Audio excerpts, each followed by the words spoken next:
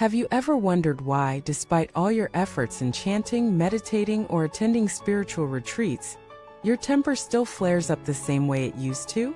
Have you ever asked yourself why, even with years of practice, you still feel unsettled, restless, and easily disturbed by external chaos? Welcome back to the channel. I'm honored to have you here. Today we're going to unravel a question that strikes at the heart of modern spiritual life. Are we truly practicing or just caught in the illusion of practice? We'll explore the dangers of confusing ritual with realization, form with transformation, and outer performance with inner awakening. This conversation is not meant to discourage, it's meant to clarify. Because the truth is, nothing is more dangerous on the spiritual path than thinking you're progressing when you are, in fact, stuck. Let us start with a story. There once was a man who woke up every day at 4 a.m.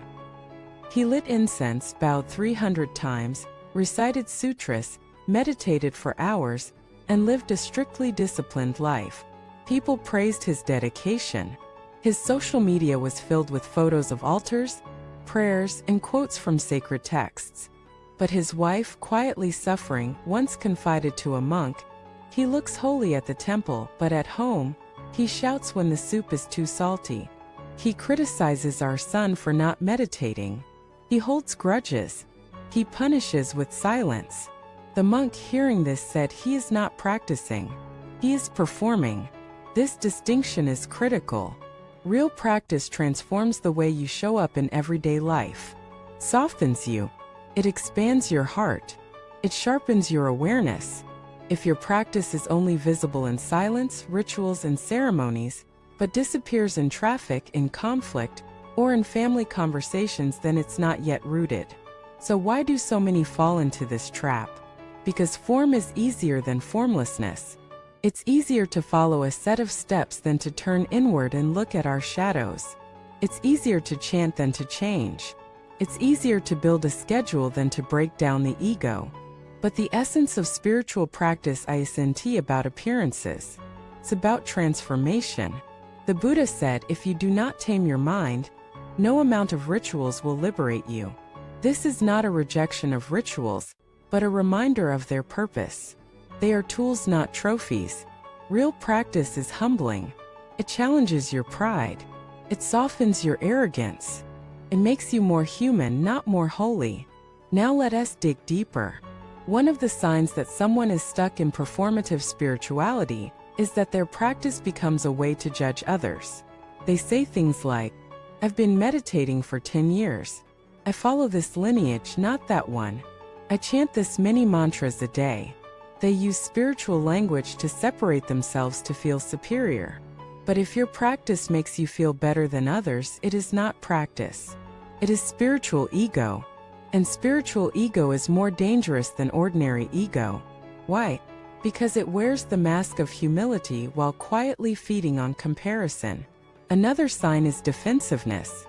If someone questions your beliefs and you get angry, your practice hasn't reached your emotions. If someone challenges your tradition and you immediately react, you're still clinging to form. If someone points out your contradiction and you lash out, you haven't yet seen the mirror they're holding. Real practice invites feedback. It welcomes correction. It thrives in humility. Let us take an example. Imagine two practitioners. One spends hours in meditation but ignores their aging parents. Another spends less time in formal practice but speaks kindly, listens deeply, and helps others without needing recognition. Which one is closer to the way? Zen master Linji once said, "The true person of the way is not hindered by rituals or dogma. What matters is the spirit, not the script. What matters is presence, not posture." So how do we return from performance to real practice? It begins with honesty.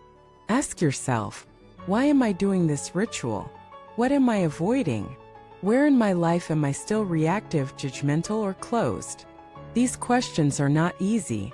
They strip away comfort. They demand integrity. But this is the work. Real practice doesn't always look peaceful. Sometimes it looks like crying on the meditation cushion.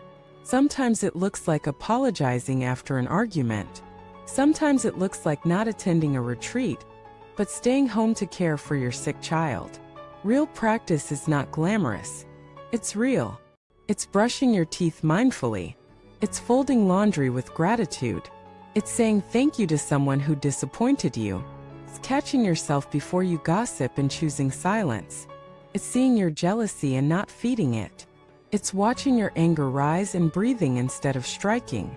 It's not about the robe, the beads, or the cushion.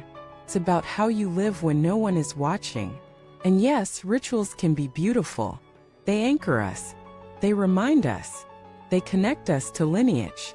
But without inner work, they are empty shells. The Buddha never wanted followers who recite his words without understanding them. He wanted students who embody the Dharma. That's why he said, better than reciting 100 verses is living one line of Dharma. Now let me share a story from a retreat I once attended.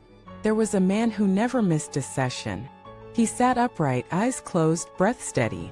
But during breaks he gossiped, criticized others, and snapped at staff. One day, during a silent meal, he dropped his spoon and cursed out loud. The teacher gently asked him afterward, "Where was your practice in that moment?" The man replied, "I was hungry." The teacher smiled and said, "Hunger is not the problem.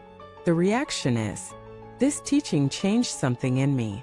It reminded me that spirituality is not about suppression, it's about integration. You don't need to eliminate anger to be spiritual.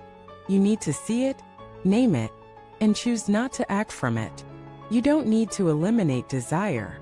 You need to understand its root. You don't need to be perfect. You need to be present. And presence is the fruit of practice, not performance. So ask yourself right now, am I practicing to become more whole or to be seen as holy? Am I practicing to dissolve the ego or to decorate it? Am I practicing to open or to hide? These are not easy questions, but they are necessary. Because at the end of the path, it's not how many mantras you've chanted that will free you, it's how deeply you've loved, how honestly you've lived, how courageously you've let go. True practice is not found in temples, retreats, or books. It is found in your next breath, your next choice, your next interaction. It is found in the moments where you choose peace over pride, compassion over control, presence over performance. So as you continue your journey, remember, you are not here to impress. You are here to transform. And transformation begins with truth. Thank you for watching this video. If this message resonated with you, take a moment to share your reflections in the comments. Have you ever found yourself stuck in spiritual performance? What helped you return to genuine practice? Don't forget to like this video, subscribe for more grounded wisdom, and share it with someone who needs a reminder that real growth begins where performance ends.